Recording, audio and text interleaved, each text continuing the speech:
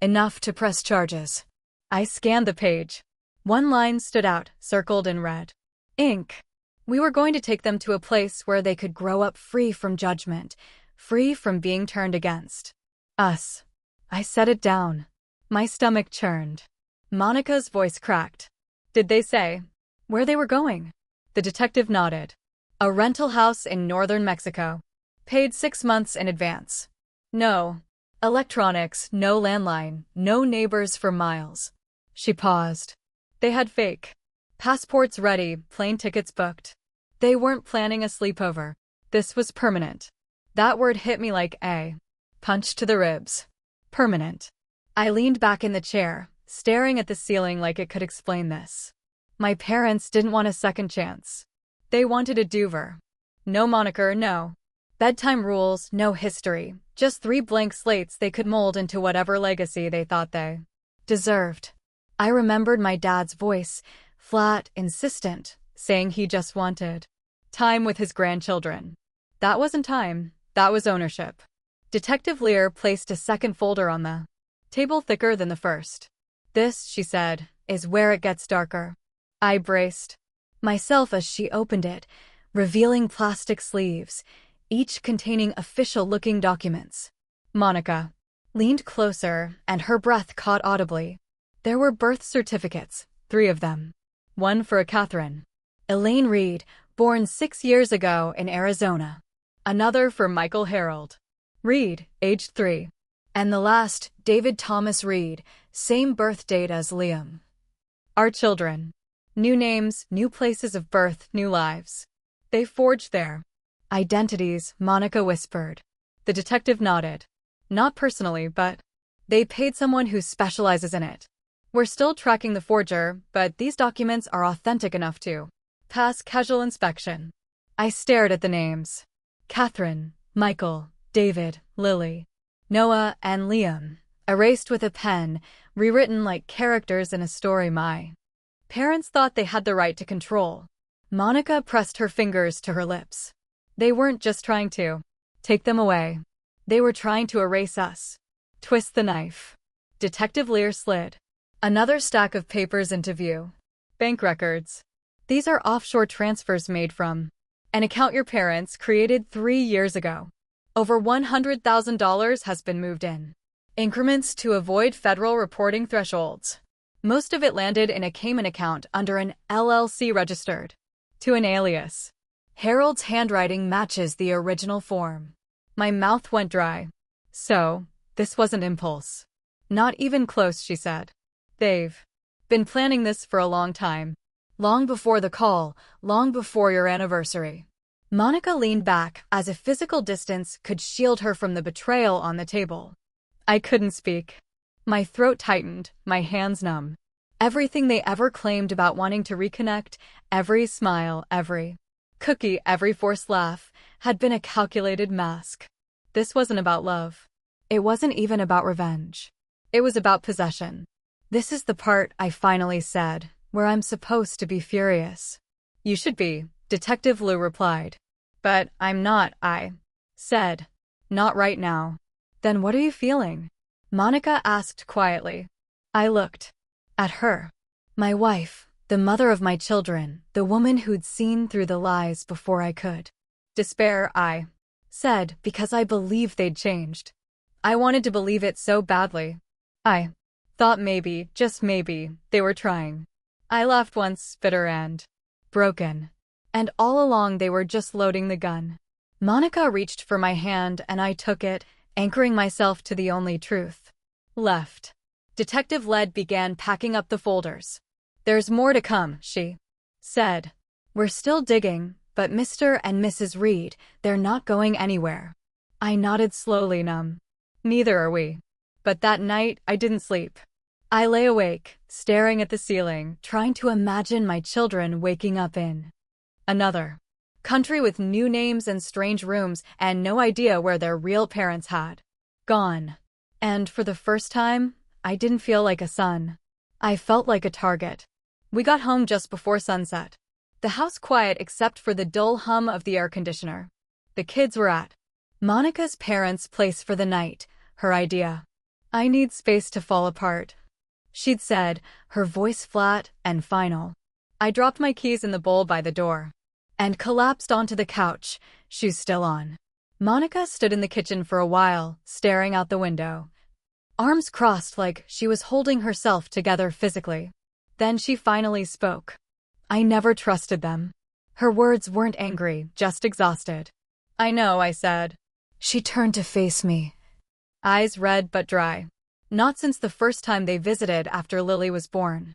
Your mom brought a plastic doll stroller and said, "This is what little girls like, right?" She didn't even ask Lily's name. I leaned forward, elbows on my knees. I wanted them to change. I know you did, she said gently. You always gave them another chance. Yeah, I muttered. And they used it to plan a kidnapping. She didn't reply. She didn't have to. I sat in silence a few minutes longer, then pulled out my phone. My thumb hovered over the name for a moment, Eric. Read, before I tapped it. My younger brother lived across the country. We hadn't spoken much in the last few years, not because of a falling out, just distance, but now he felt like the only person who might understand. He answered on the third ring. Daniel. His voice was cautious. Hey, I said, already choking up. Do you have a minute? Yeah, of course. What's going on? I paused. They tried to take the kids. Silence. What? He said. I told him everything. The bag, the passports, the fake names, the arrest. When I finished, Eric didn't say anything for a long time. Finally, he sighed. I'm so sorry, but I can't say I'm surprised. You're not? Do you?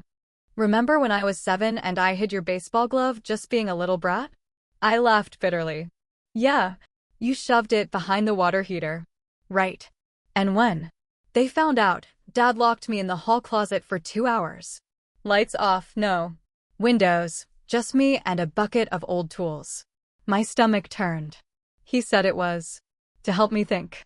And when I told you about it, you didn't believe me. You said he'd never do that. I don't remember that, I whispered. Well, I do, Eric said. I remember a lot. How Mom used to measure our food portions and write them down. How she told me I didn't smile right when we took family pictures. That was discipline, I said weakly. No, Daniel, that was control. The line went quiet for a moment, but I could hear his breath steady and resigned. They treated us like extensions of themselves, he continued, not like people. And when we didn't fit their blueprint, they punished us. I sank deeper into the couch, the weight of it pressing down on my chest. I thought maybe I exaggerated. Maybe I was just too sensitive. No, Eric said, you normalized it. We both did. And Monica sat beside me, listening without interrupting. You got out, I said. I moved across the country for a reason, he said softly. I didn't want to raise my own kids under that shadow. There was another pause. Then he added, I'm glad you stopped them, whatever it took. Yeah, I said. Me too. We ended the call after a while, and I stared at my phone for a long time. They were never really ours, I murmured. Monica tilted her head. Who? Our parents, I said. They never saw us as people, just mirrors, broken ones. She reached for my hand, and I held on tight. In that moment, I wasn't a son. I wasn't a victim. I was a father, choosing a different legacy. Later that night, after Monica had gone upstairs to check on the kids, I wandered into the garage. Not to fix anything, just to be alone, surrounded by something that felt solid, familiar. I sat on the old workbench, staring at a dusty box marked college stuff. I hadn't opened it in years. Inside were a few textbooks, old notebooks, and a letter. Yellowed, creased at the edges. My college acceptance from Northwestern. The business program I'd chosen myself. I ran my fingers over the envelope and a memory hit me like a punch. My father's voice, cold, controlled. If you go to that school instead of the one I picked, you'll pay for it yourself. And don't come asking for help when you fail. I'd been 17, standing in the kitchen, with a letter in one hand and a dream in the other. He hadn't yelled. He didn't need to. The threat had been quiet, but absolute. I had thought it was tough. Love. I now saw it for what it was, emotional blackmail, and it wasn't the only time. Another flash. Sophomore year. I'd gotten a B in chemistry. He didn't speak to me for 2 weeks, not a word. When I finally asked why, he said, "I don't invest in mediocrity." Then there was the prom incident. I'd wanted to take a girl named Elise. Smart, kind. Nothing wrong with her. Except she wasn't the daughter of his business partner. He'd called her a distraction. And told me if I insisted on taking her, I shouldn't come home that night. I went anyway. He didn't talk to me for a month. All these moments I'd buried as discipline, high standards, parenting. But they weren't. They were manipulation, conditional love, power games disguised as guidance. I wasn't his son. I was his project, his property. He didn't raise me to become myself. He raised me to reflect him. And when I didn't, when I chose Monica, when I set boundaries, when I parented with gentleness, he saw it not as growth, but betrayal. That was why he wanted my kids, not because he missed them, but because they were a second chance to mold something in his image. Monica appeared in the doorway, silhouetted by the kitchen light. "You okay?" she asked. I nodded, just thinking about them. I held up the letter about this. She came closer. "What is it?" The moment he stopped seeing me as his son, I said, and started seeing me as his failure, she took the paper from me, read it, then folded it carefully and set it aside. "You're not a failure," she said. I looked at her, at the woman who'd stood by me through all of it. The one who saw through the charm, the manipulation, the myth. "No," I said softly. "But I let myself be fooled for too long." "Not anymore," she replied. "No," I agreed. "Never again." That night, I didn't dream. I didn't relive the arrest, the bag, the note. I just sat in that space between pain and clarity. And for the first time in my life, I saw my parents clearly, not as who they were supposed to be, but who they had always been. The courtroom was colder than I expected, not in temperature, but in spirit, pale walls humming fluorescents, and a subtle tension that never seemed to ease. Monica sat beside me at the plaintiff's table, her hands folded tightly in her lap. She hadn't worn makeup, just a black dress, simple and stark. No distractions, only truth. Harold and Elaine sat across from us, dressed like the kind of grandparents they'd always pretended to be. Elaine wore pearls. Harold had trimmed his beard, hair neatly parted, but nothing about them felt real anymore. Not to me. The prosecution opened with precision. "Your Honor, ladies and gentlemen of the jury," the ADA began. "This is not a case of miscommunication. This is not a story of well-meaning grandparents making a mistake. This is a premeditated, deliberate conspiracy to abduct 3 children and erase their identities." He listed the evidence piece by piece. The defendants arrived at the plaintiff's home with rope, duct tape, prescription sedatives, and a firearm. They brought forged documentation, birth certificates, and passports under false names. They had booked international. My parents had never offered to help. Not when our daughter was born. Not when the twins came. So when they called out of the blue, offering to babysit for our anniversary, we were stunned but grateful. It felt like a breakthrough. They even showed up early, smiling with cookies and an overnight bag. For once, it felt like they wanted to be involved. Monica reached for their bag to move it upstairs. That's when she froze, face pale, then screamed, "Daniel, call 911. Now." I looked inside, and what I saw shattered everything I thought I knew about my family. I'm Daniel Reed. I'm 38, a father of 3, and until that call, I thought I knew what to expect. From my parents. Silence. For 12 years, Harold and Elaine Reed had perfected the art of selective absence. They weren't cruel, not in the way bruises showed, but they were absent in all the small, essential moments. They lived only 20 minutes away and still managed to miss nearly every milestone. When Lily was born, they sent a card late. When our twin boys, Noah and Liam, arrived, they dropped off a gift basket at the hospital reception and left without seeing us. No visits during flu seasons, no help when Monica was up all night nursing 2 infants while I worked doubles. It wasn't hate, not overtly. But their message was clear. Your family isn't our priority. Monica had long since stopped hoping. They don't want to be involved, she'd said often. And I could never argue. Her parents drove 3 hours every month just to take the kids to the park. Mine? They didn't even remember Lily's kindergarten recital. Then last Tuesday evening, the phone rang. I was at the kitchen table helping Lily with her spelling. She kept confusing castle and kettle when I saw the caller ID. Mom. My first instinct was that someone had died. I answered, cautious. Hello. Her voice was unnaturally cheerful. Hi, sweetheart. We were just thinking. It's been a while, hasn't it? I sat straighter, confused. Yeah, has had on your family? Monica closed her eyes for a moment. My daughter checks the doors 3 times before bed. My sons won't sleep unless we're in the room. I lie awake at night wondering how close we came to losing them, and worse, how close we came to never even knowing where they'd gone.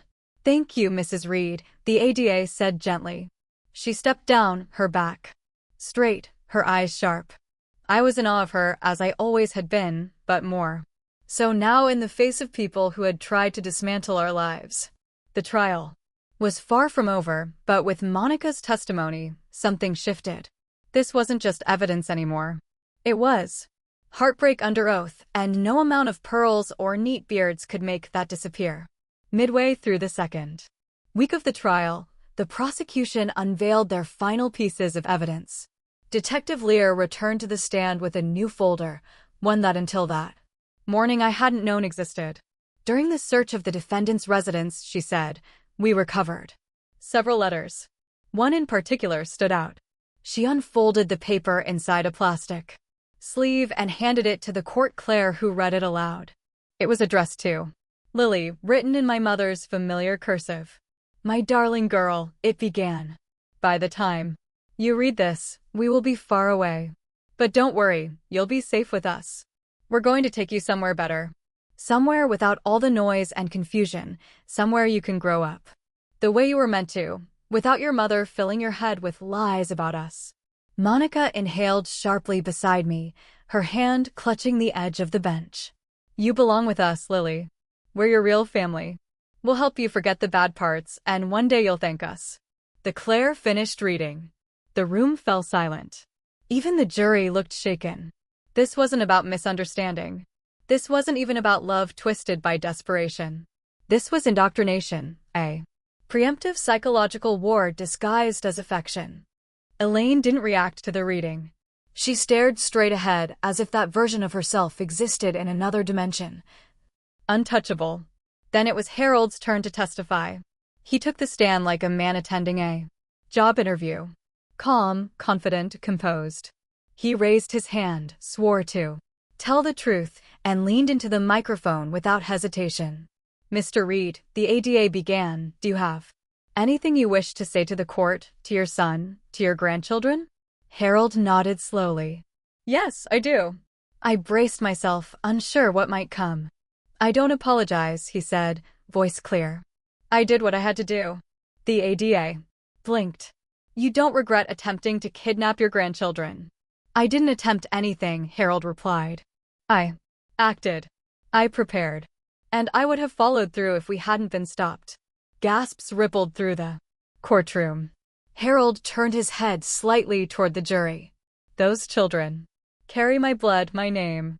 I gave my life to build something worth passing on, and my son, he looked at me then, eyes hard, chose to bury that legacy under weakness. I didn't flinch. They're not yours, he continued. They're mine. The judge interrupted. Mr. Reed, I suggest you stop. But he didn't. You all talk about rights, he sneered. But what about mine? What about a man's right to protect his lineage from being corrupted by strangers who marry into his family and try to erase him? The judge banged her gavel. Enough. But the damage had already been done. No one in that room saw Harold Reed as a misguided grandfather anymore. They saw him for what he truly was, a man obsessed with control, ownership, power. That afternoon, the jury returned their verdict guilty on all counts: conspiracy to commit kidnapping, possession of controlled substances, unlawful possession of a firearm, and identity fraud. The judge sentenced both Harold and Elaine to 15 years in federal prison. No parole consideration for a minimum of 10 years. She added, "This court does not view lineage as license." As they were led away, Harold didn't look back, but Elaine did. For the first time in weeks, I saw something crack behind her eyes. Not remorse, but emptiness. 2 years passed. Lily turned 8 last month. She's taller now, quieter in public, but a firework at home. She still sleeps with a nightlight, not because she's afraid of the dark, but because she says the soft glow helps her remember that everything's okay. She goes to therapy every Thursday after school. Her therapist, Dr. Velis, has this calm voice and a room full of art supplies and kinetic sand. Lily paints a lot now. Bright sweeping strokes in yellow and lavender, hope colors. At first, she used to ask questions, hard ones. Will they come back? Why did Grandma want to take me away? Was it something I did? But those faded. Now, she talks about the future, about the puppy she wants, the swimming lessons she loves, the sleepovers she finally feels brave enough to try. Progress isn't loud. It doesn't arrive with applause. It comes like a whisper, a steady breath. The twins, Noah and Liam, barely remember any of it. They were 3 when it happened, now 5. Their world is filled with Legos, lightsabers, and learning how to spell their last names correctly. Sometimes they still get confused when Monica's parents show up and say, "Grandma and Grandpa are here." But it's a good kind of confused. The safe kind, because her parents moved into a house just 10 minutes away. They babysit every Friday night. Monica's dad built the kids a treehouse. Her mom brings banana bread every Sunday. The kind of grandparents you dream about. Monica laughs more now. It's not the cautious laughter of someone keeping score. It's real, deep, loud, often at her own jokes. I hadn't realized how much I'd missed it. She went back to school part-time last fall to finish her master's in early education. Said she wanted to help other kids feel safe, too. Sometimes at night when the house is quiet and everyone's asleep, I look around and think this is what surviving looks like. Not perfect, but whole. We moved out of the old house a year after the trial. Too many memories clung to the corners. We found a place with bigger windows, more sunlight, and a backyard where the kids could run without shadows chasing them. On the wall in the hallway, we hung a new set of family photos. There's one of Lily riding her bike with no training wheels, mouth wide open in joy. One of Monica holding Liam upside down by the ankles while he squeals with laughter. One of Noah asleep on the couch with a book open on his chest and crayon on his face. They look like any family. But we know what it took to get here. We built this life plank by plank after the storm. Sometimes I get letters from prison. At first I open them. The first few were filled with blame. You let her poison our legacy. You were supposed to protect your bloodline, not erase it. One even said we could have made them better than you. I stopped reading after that. Now they go into a box, sealed, unread, forgotten. I don't need their apologies. I don't want their explanations. What I needed was to know my kids would wake up in their own beds, in their own names, with parents who put their freedom and happiness above any idea of legacy. And that's exactly what they have. The letters had stopped for a while. Maybe someone advised them to stop. Maybe they'd grown tired of writing to avoid. I hadn't received anything from the prison for nearly a year. Then last week, an envelope showed up in the mail. No return address, but I recognized the handwriting instantly. My father's. Sharp, slanted, calculated. The kind of handwriting that once corrected my posture, marked up my college essays, signed report cards with unreadable satisfaction. I stood at the kitchen counter, envelope in hand, heart strangely still. Monica wasn't home. The kids were at the park with her parents. The house was quiet, too quiet. I thought about tossing it like the others, adding it to the pile of things I refused to let back in. But something about this one felt different, smaller, heavier. I opened it. There was only one sentence inside. No salutation, no sign-off. Just 7 words scrolled in black ink. I will never forgive you. In turn, I read it 3 times, then set it down. It didn't hit me like the others had. There was no sting, no fire. Just a cold clarity. For so long, I had craved his forgiveness.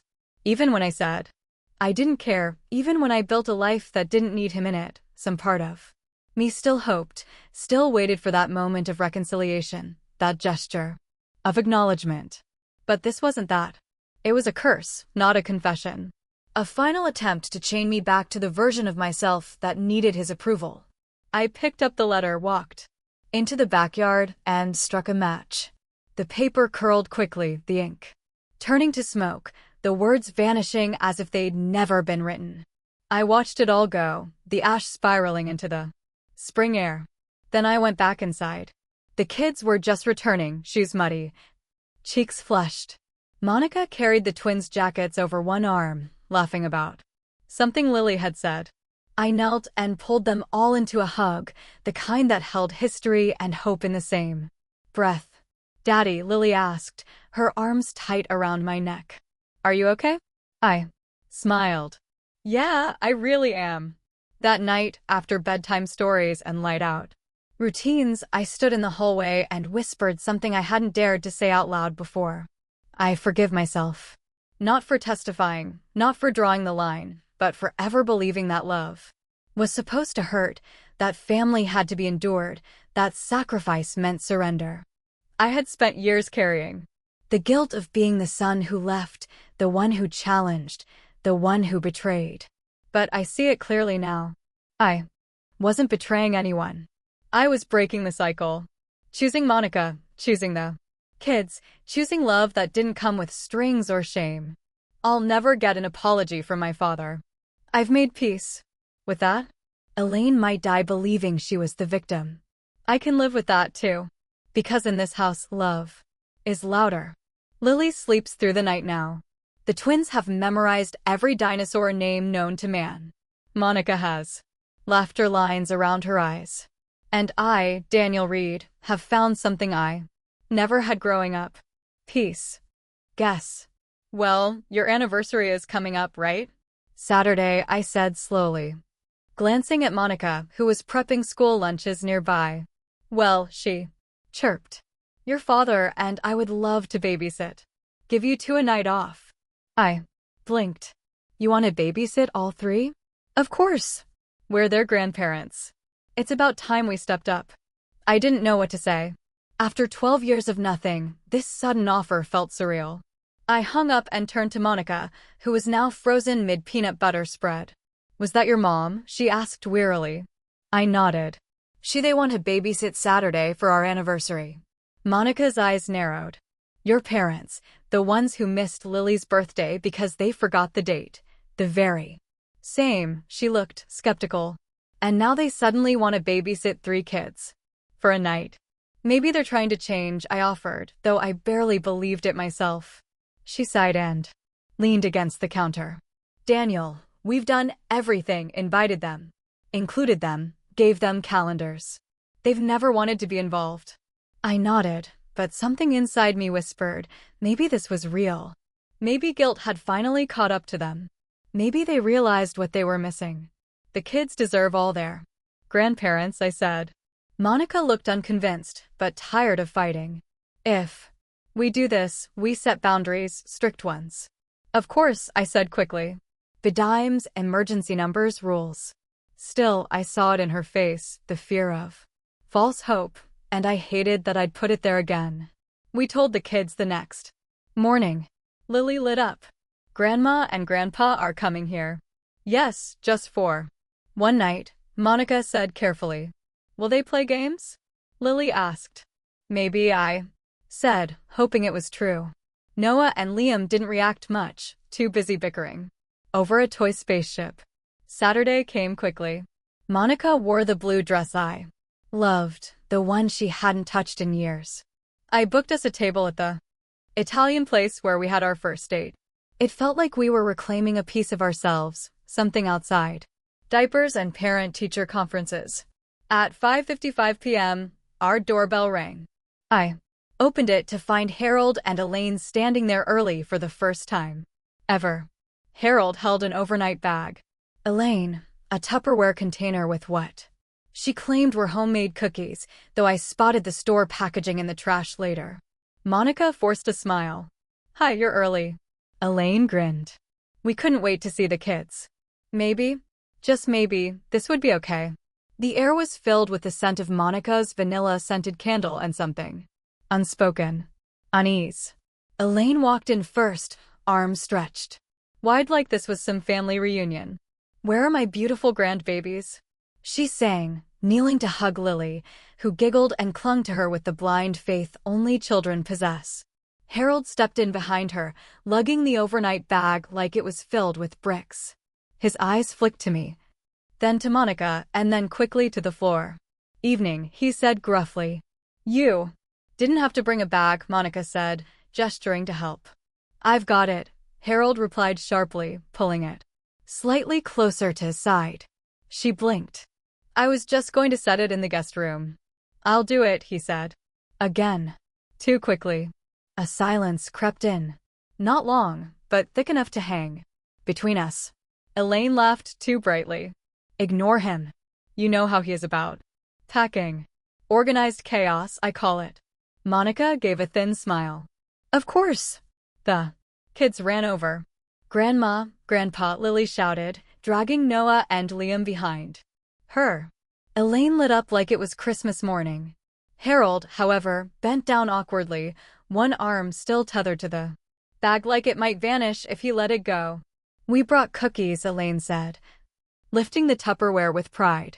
Thank you, Monica said, taking them and walking toward the kitchen. I followed her, grabbing her elbow gently. They're trying, I whispered. Just give them a chance. She didn't respond, just set the cookies on the counter and stared at them like they might sprout legs. Back in the living room, Elaine was already settled on the couch with Lily, flipping through a picture book. Harold stood stiff, still near the door, still gripping the bag. We left instructions on the fridge, I said casually. Numbers, allergies, bedtime routines. Elaine waved a hand. We raised 2 boys. We know what we're doing. Monica didn't flinch, but I saw her jaw tighten. We'd still appreciate it if you followed them, she said evenly. Harold gave a slow nod, then cleared his throat. Bathroom. Down the hall to the left, I said. He nodded, turned, but carried the bag with him. Monica and I locked eyes. What the hell is in that thing? She whispered. Clothes, maybe? I offered. Weakly. For one night, she hissed back. Why is he dragging it around like it's got the crown jewels?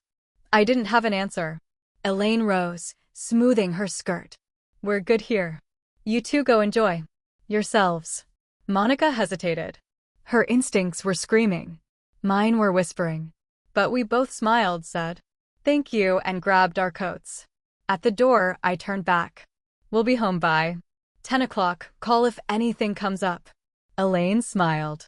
Go enjoy. We've got this. Harold emerged from the hallway, the bag still in hand. You sure you don't want me to just? I said. I've got it, he interrupted. Sharper than before. Monica's smile froze. We stepped outside. The porch. Light flickered once, then steadied. In the car, Monica was quiet. Too quiet. No, they're not perfect, I began, but maybe this is, a step. She stared out the window. Or maybe it's something else. I reached for her hand. Let's not ruin tonight. She let me take it, but her fingers were cold. I'm not trying to. I just don't trust people who show up early with too much to prove. We were barely 10 minutes down the road when Monica asked me to turn around. Why? I said, confused. I left my phone on the counter, she said tightly. But I heard something else in her voice. Something sharper than forgetfulness. Are you sure? I asked. She didn't look at me. Turn around, Daniel. I did. We pulled into the driveway quietly. Monica got out before I fully stopped the car. She moved fast, keys in hand, unlocking the door as if she had rehearsed it. I stayed in the car, thinking she was just being cautious, maybe needing one last check-in. A few minutes passed. Then came the scream. Daniel. I froze. The air around me collapsed. Daniel, call 911 now. I launched from the car, heart in my throat, nearly ripping the front door off its hinges. Monica stood at the foot of the stairs, her face pale, eyes wide with terror. In her hands was Harold's overnight bag.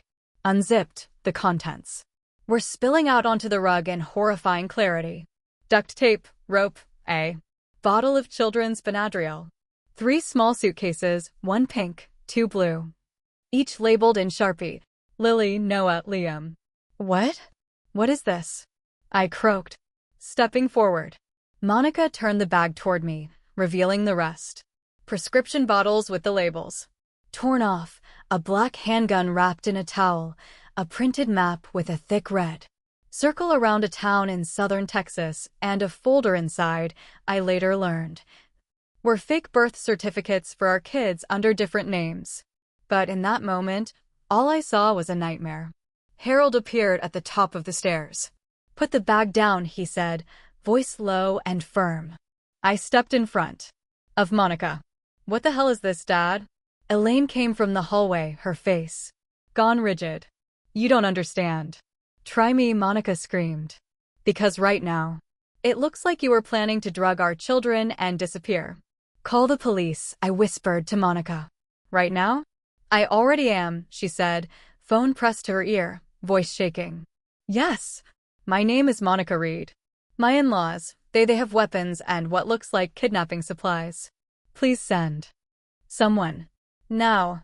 Harold started down the stairs. Daniel, son, listen to me. Don't take another step. My voice cracked like a whip. My body was in front of Monica, in front of the bag, in front of everything. You were going to take them, I said slowly, each word like glass in my throat. You were going to take our kids, Elaine raised her hands. It's not what it looks like. We were just taking them away, giving them new identities. Monica spat with drugs and rope and a gun. Harold froze midway down. You think we'd hurt them? We love them. Then why the hell does this bag look like a ransom kit? I shouted. The silence that followed was deafening. The dispatcher's voice echoed from Monica's phone. Officers are en route. Please remain inside and do not engage with the suspects. Harold's eyes flicked toward the upstairs hallway where the kids were napping. We were trying to save them, he said quietly. From what? I hissed. Elaine didn't hesitate. From you? I couldn't look away. The rope, the gun, the pills, it all screamed at me, but my brain couldn't process it fast enough.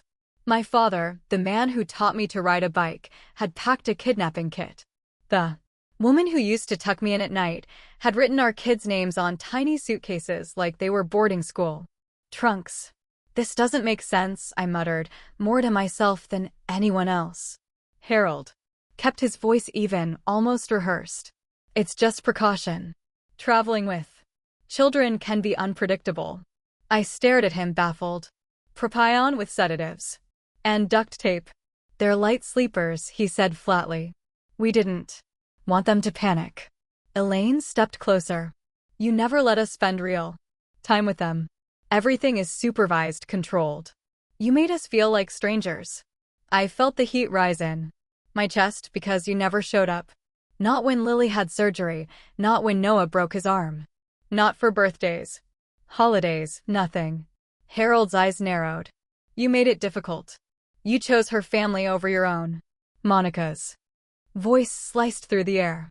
Because they cared. Because they were there. I knelt by the bag, heart pounding, and pulled out the folder I hadn't seen before. Inside were printed itineraries, one-way tickets to Brownsville, Texas, a rental car reservation, and beneath those a handwritten checklist. Buy booster seats, child-safe snacks, wet wipes, change of clothes, size 64T. I flipped to the last page, a printed Google map with a house address circled in red. Not a hotel, not even a condo, but a house.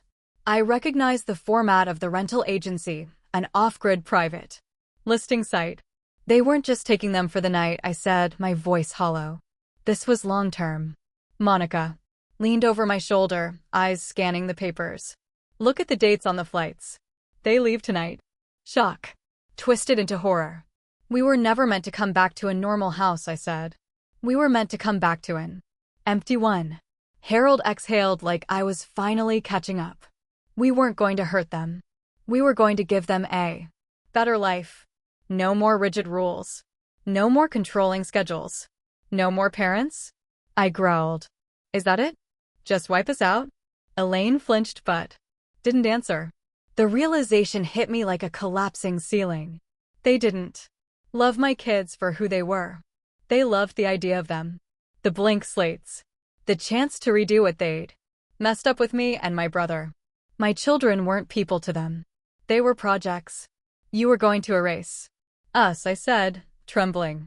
Harold's voice hardened. We were going to fix what you broke. I stared at him.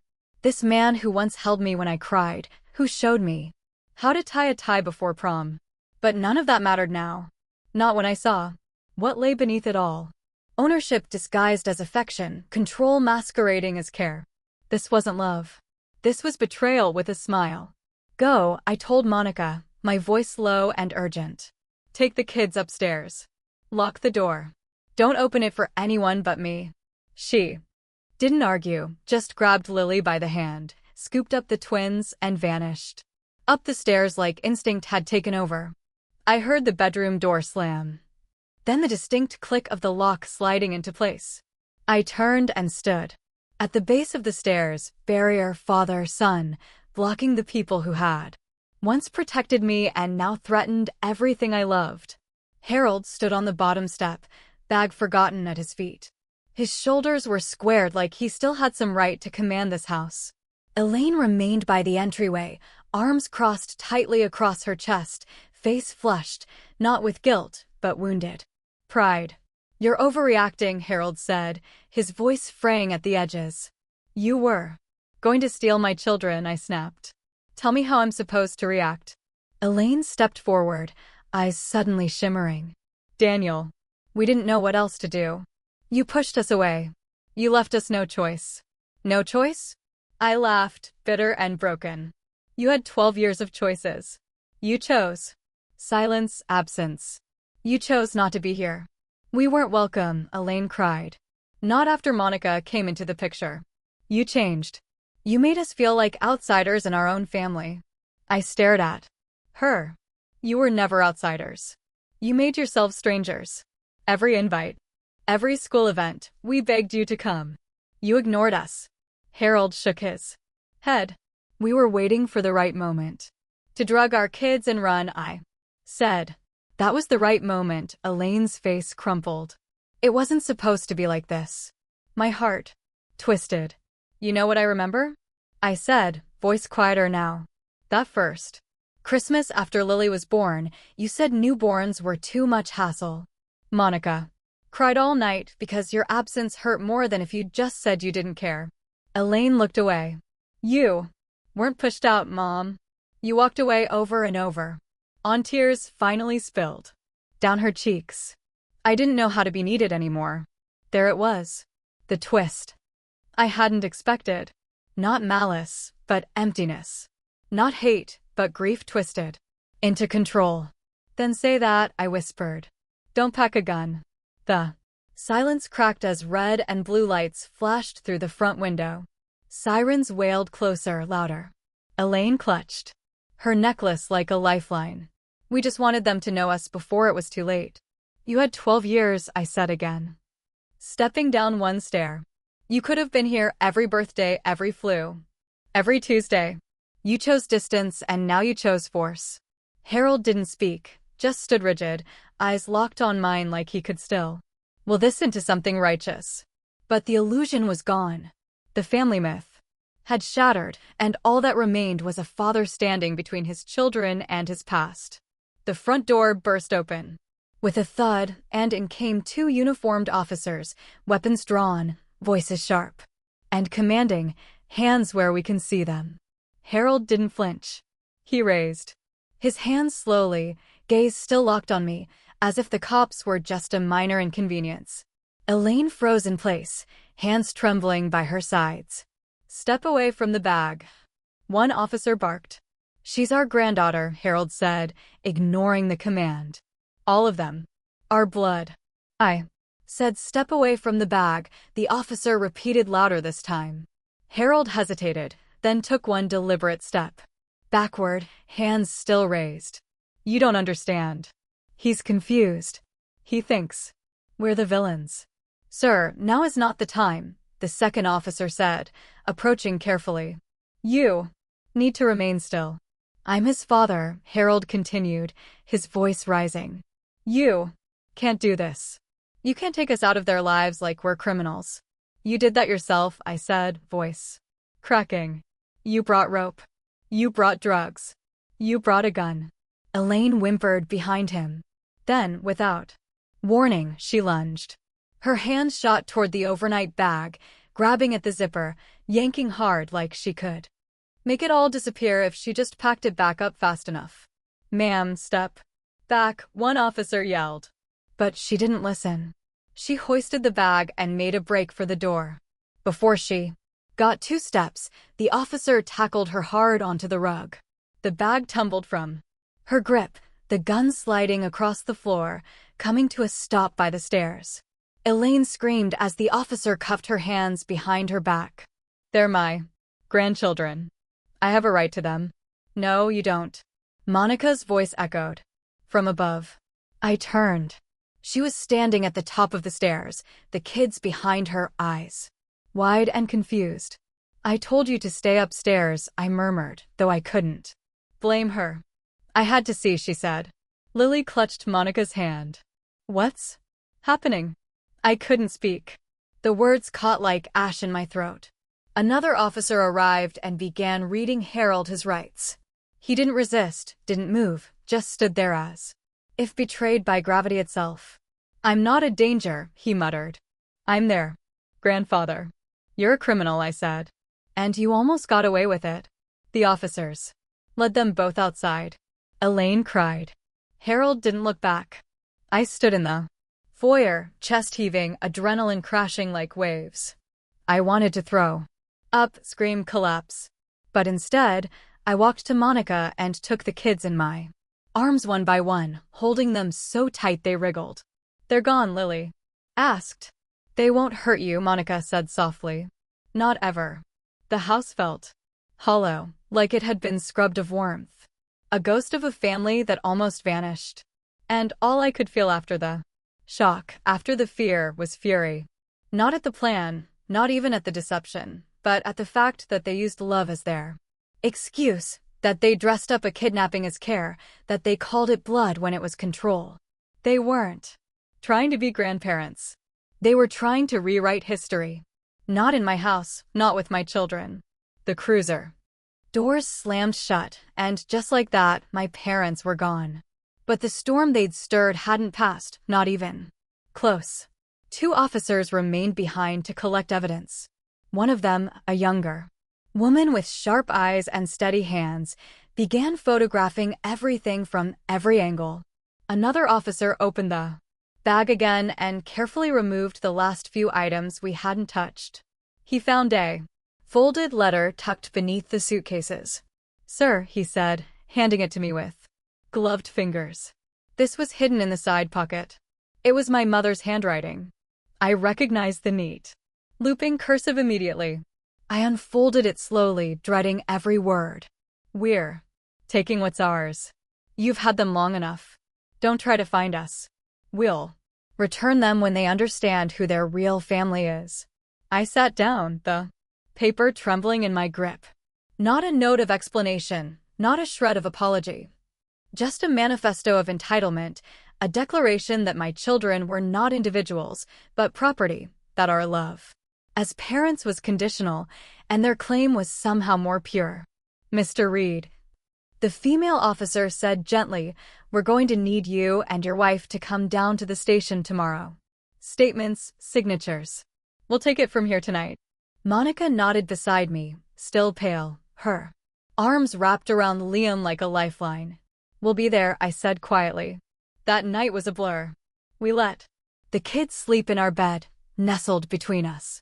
Monica didn't sleep. I don't think I did either. The next morning we drove in silence to the precinct. It smelled like coffee, metal, and something colder. Official process. Detective-led, a weathered woman in her 50s with silver-streaked hair led us into a private room. She was calm, methodical, and mercifully direct. "They've waived their right to remain silent," she said. "Both are talking." She handed me a transcript. Harold admitted the plan. Ella's trying to spin it as a vacation gone wrong, but we have travel, rented a secluded home in Mexico, and prepared to flee the country. The exhibits were laid out one by one on the screen. The photos of the open bag, the documents, the gun, the handwritten note. The jurors squirmed. One woman covered her mouth with her hand when she saw the children's suitcases labeled with fake names. The prosecution clicked to the next slide, bank statements. Over the course of 3 years, the defendants quietly transferred over $100,000 to an offshore account. This was not a last-minute decision. It was a long, methodical plan to sever 3 children from their parents. The ADA paused from the people who love them. I glanced at Harold and Elaine. Neither of them reacted. No tears, no shame, only silence. Then the ADA turned to us. "We call Monica Reed to the stand." Monica stood slowly. She looked back at me just once, then walked forward with the kind of strength I used to envy in my father, but hers was different. Not built on fear, but on fire. She took the oath, then sat down. The ADA approached. "Mrs. Reed, can you tell us what happened the night of March 17th? Her voice was steady, but her fingers trembled slightly around the microphone. "They offered to babysit," she said. "It was the first time in 12 years they had ever volunteered." "And what was your reaction?" I was shocked, suspicious, but I wanted to believe for my husband, for our kids. The ADA nodded. "What did you discover in their bag?" Monica inhaled. "Everything you've seen. Rope, sedatives, fake IDs, a gun. Suitcases packed for our children." "Were you aware they had made travel plans?" "No, they never told us. We found tickets later, one-way flights leaving that night." "And how did you feel when you saw those suitcases?" Monica's voice caught, but she didn't cry. "Not yet." "Like someone had written their names on coffins," she said quietly. "Like our children were already gone." The courtroom was silent. "Would you describe the emotional impact this